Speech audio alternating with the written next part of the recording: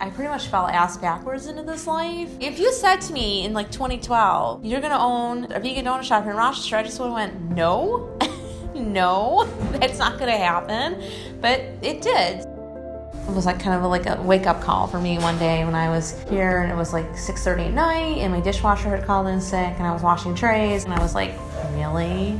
And then I was like, oh yeah, really? Because it's my business, and you know, I have to take care of things. I mean, there's always going to be challenges. As much as I have like a life outside of the business, in the back of my mind, there's always something going on in the business that I'm thinking about. Even though I do take days off, but when you own a small business, you're never really done. This is a business, and obviously we're here to produce a product that people want to come in and buy, but also I try to make it as fun as possible. You know, it creates a good work environment.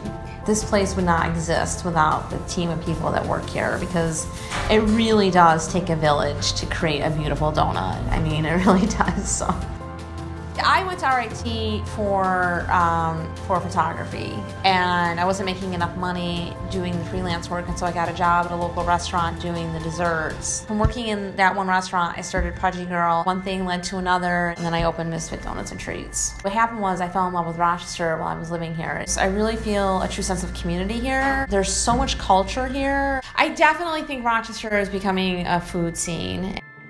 My biggest influences? Yeah, this question always like catches me off guard. I think that everybody I come in contact with influences me, especially if they're very positive or they have like a really great energy about them. I'd always been in love with baking. When I was younger, I would go to my grandmother's and we'd spend like all weekend baking.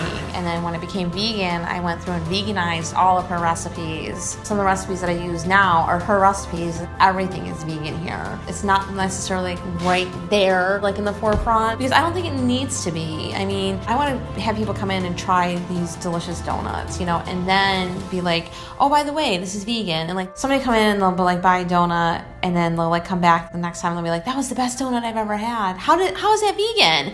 And I'm like, it is. And then how do you do that? I'm like, I make it with love, because I make everything with love.